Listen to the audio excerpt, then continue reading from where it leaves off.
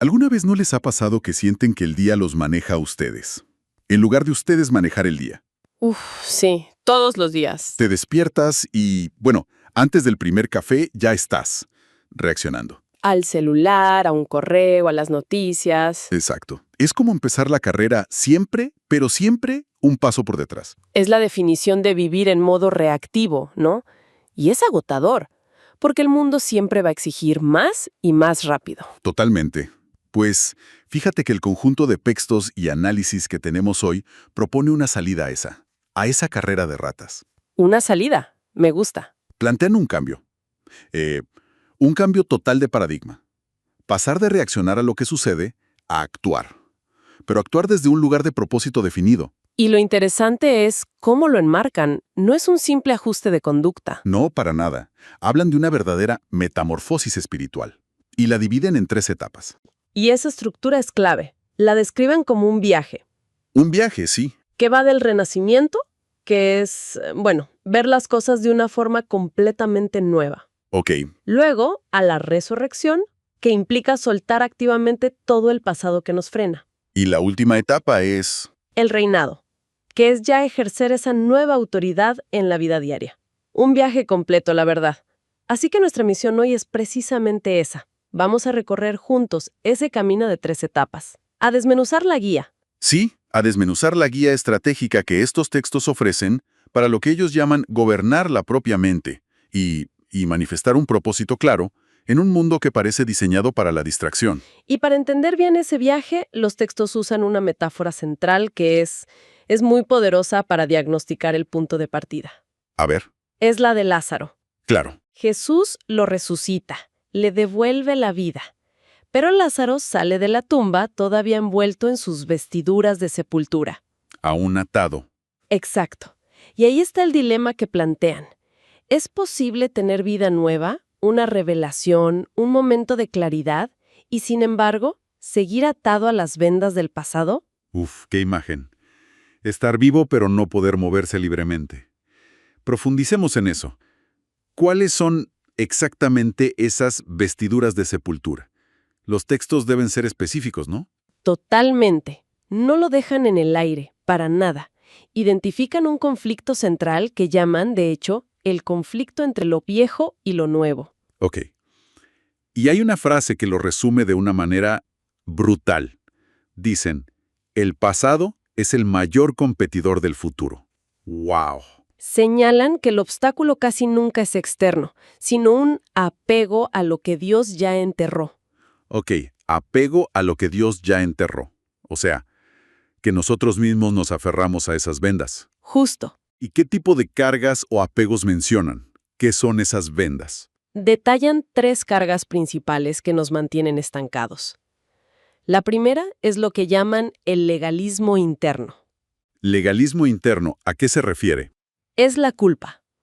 La culpa por errores que, desde la perspectiva de estas fuentes, ya han sido perdonados por Dios, pero el individuo no se perdona a sí mismo. Ah, ya entiendo. Es como si un juez te declarara inocente y tú insistieras en volver a la cárcel cada noche para cumplir una condena que ya no existe. Qué buena analogía. Uno se convierte en su propio carcelero, es fuerte. ¿Y la segunda? La segunda es la zona de confort espiritual. El miedo a lo desconocido. Exacto. El miedo a soltar lo que ya conoces, aunque ya no funcione. Son esas viejas formas de pensar, hábitos, incluso relaciones que ya no dan fruto, pero son familiares, se sienten seguras. Claro, es preferir la tumba conocida al mundo desconocido de afuera. Tal cual. Y la tercera es la autosuficiencia. Ah, esa es la que nos venden como una virtud hoy en día, ¿no?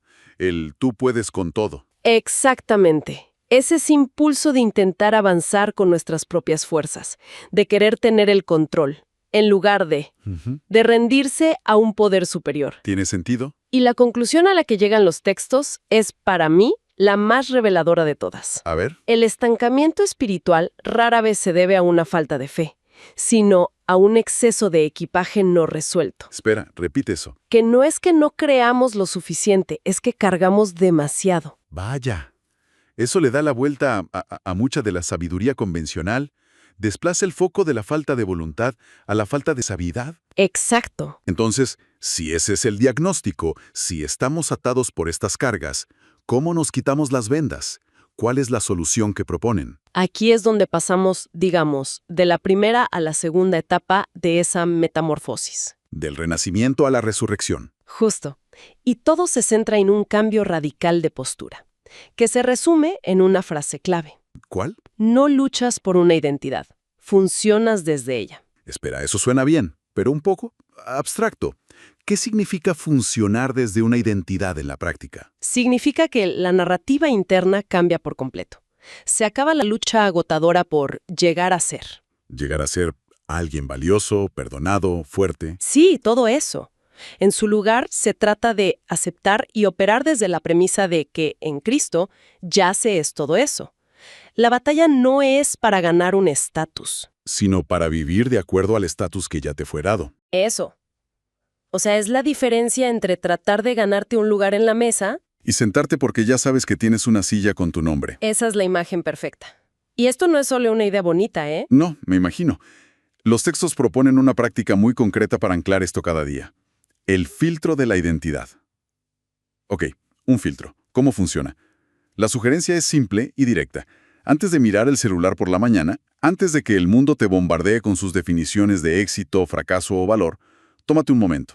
Sí, tómate un momento para establecer tu posición interna. Incluso ofrecen una afirmación como ejemplo. No trabajo para obtener valor. Trabajo porque ya tengo valor. Me gusta. Es un cambio sutil pero profundo. Y las implicaciones de aplicar ese filtro son enormes. Cuando ese es tu fundamento interno, los factores externos pierden su capacidad de desestabilizarte. Una crítica en el trabajo, un revés económico. La opinión de alguien en redes sociales ya no golpean el núcleo de quién eres, porque ese núcleo ya está seguro. Entonces la autoridad de la que hablan no es algo que se siente como una ola de confianza, No es una emoción. sino algo que se reconoce. Exacto. Dejas de buscar la validación fuera porque ya la tienes dentro. La autoridad no es una emoción que sube y baja, es una posición establecida. ¿Y ese es el verdadero acto de resurrección? Sacudirse las vendas y ponerse de pie en esa nueva identidad. Entendido. Creo que el cambio de mentalidad queda claro. Es un giro de 180 grados.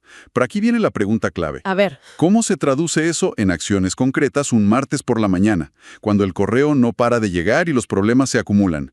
¿Cuál es la estrategia para el día a día? o sea, ¿cómo se pasa a esa tercera etapa? Al reinado. Justo. Esa es la transición fundamental que proponen los textos, y critican duramente la idea de quedarse solo en sentir la revelación o saber la teoría. Claro, del dicho al hecho. La autoridad real, dicen, se manifiesta en la acción dirigida, y para eso introducen un concepto que llaman gobierno mental. Gobierno mental. Suena bien.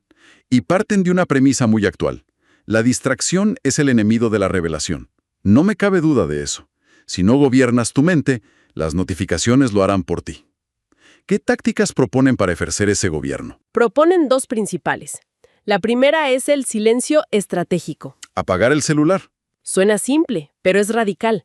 Se trata de crear espacios deliberados de ayuno digital. Apagar los dispositivos, sí. Desconectar del ruido constante. Porque sin claridad no hay autoridad. Exacto. Y la claridad en este mundo ruidoso requiere silencio. Ok. Silencio estratégico. ¿Y la segunda táctica cuál es? La renovación del entendimiento, que es básicamente ser un guardián activo de lo que consumes mentalmente. Una dieta mental. Justo. Ponen un ejemplo muy gráfico. Si tu dieta mental es 90% noticias negativas, quejas y chismes, y solo un 10% de verdad y propósito, es inevitable que te afecte. Es inevitable que tu autoridad se diluya en un mar de temor y ansiedad. No puedes esperar gobernar tu día si alimentas tu mente con caos. Tiene todo el sentido. Ahora, una vez que se tiene esa claridad gracias al silencio y a esa dieta, ¿cómo se ve la acción dirigida de la que hablaban? Se manifiesta de dos maneras. Primero, identificando tu territorio de autoridad. Mi territorio. Y no hablan de algo abstracto o lejano. Tu territorio es tu esfera de influencia directa. Tu familia, tu escritorio en la oficina, tu negocio, tu grupo de estudio. Ah, lo inmediato. Ahí es donde tienes que reinar. Y segundo, haciéndote una pregunta clave cada día. ¿Cómo puedo manifestar el reino aquí y ahora? Y supongo que la respuesta no siempre es un acto grandioso o espectacular, ¿verdad? Casi nunca lo es. A veces manifestar el reino es a través de la excelencia en tu trabajo. Ok. Otras es dar una palabra de aliento a un colega que lo necesita. O simplemente mantener la integridad y la calma en medio de una crisis en la oficina. Se trata de ser un agente de orden, paz y propósito en tu metro cuadrado. Me gusta esa idea del metro cuadrado. Y los textos añaden un elemento más, sobre la acción, ¿cierto? Algo sobre la palabra hablada. Sí, y es crucial. Lo llaman el poder de la palabra hablada. ¿Recuerdan cómo Jesús no pensó en resucitar a Lázaro, sino que lo llamó por su nombre? En voz alta. Lo llamó a salir. La idea es que la autoridad se ejerce con la voz. En lugar de pasar el día describiendo el problema, quejándose del caos, Hay que actuar. los textos instan a hablarle a la montaña, a declarar orden sobre el desorden, paz sobre el conflicto en el hogar, propósito sobre los proyectos. Es un cambio de ser un comentarista de la realidad a ser un co-creador de ella. Exactamente. Ok, entonces tenemos el cambio de identidad y luego las estrategias diarias de gobierno mental y acción dirigida. Pero bueno, ya sabemos cómo funciona esto. Sí, la vida real. Uno puede tener un par de días geniales y luego, ante el primer problema, ¡puf!, vuelve a los viejos patrones. Los textos advierten sobre no ser una caña sacudida por el viento. ¿Qué proponen para que este cambio se sostenga a largo plazo?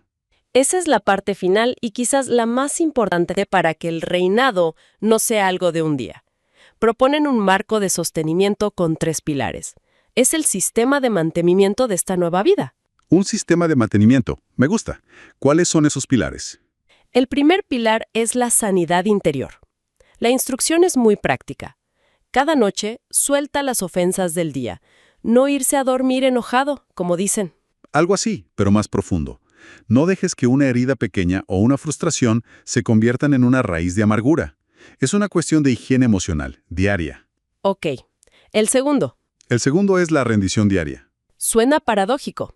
Para reinar hay que rendirse. Esa es la gran paradoja que plantean. Consiste en reconocer cada mañana que la autoridad no es tuya, sino delegada, que no operas con tus propias fuerzas. Entiendo. Y afirman que cuanto más te rindes a Dios, más autoridad real tienes sobre tus circunstancias. Es un cambio de perspectiva total. ¿Y el tercer pilar? El enfoque en lo eterno. Ese debe ser el más difícil en un mundo lleno de cosas urgentes. ¿Cómo sugieren diferenciar lo urgente de lo importante? Sugieren que es una disciplina activa. Preguntarse constantemente, ¿esta actividad, esta preocupación, esta conversación, está alineada con mi propósito a largo plazo o es solo ruido? Las notificaciones, el drama, la mayoría de los correos, son urgentes. Pero tu llamado, tu familia, tu integridad, eso dicen, siempre es lo importante. Y aprender a vivir en esa distinción es la clave para no ser arrastrado por la corriente. Ahí está. Fantástico. Hemos recorrido todo el camino. Empezamos con el diagnóstico de estar vivos, pero atados por las vendas del pasado. El dilema de Lázaro. Vimos cómo el cambio fundamental es dejar de luchar por una identidad y empezar a operar desde la que ya se nos ha dado. El paso del esfuerzo a la aceptación con propósito. Exactamente. Y terminamos con las estrategias prácticas para que esto sea real. El gobierno mental, la acción en nuestro territorio. Y los pilares para sostenerlo. En esencia, todo el viaje que proponen estos materiales es pasar de la revelación pasiva a la manifestación activa. Como decíamos al principio, del renacimiento a la resurrección y finalmente, Al reinado. al reinado. Y para cerrar, los textos dejan una pregunta de reflexión final que es muy poderosa. No está diseñada para generar culpa, sino para iluminar el camino.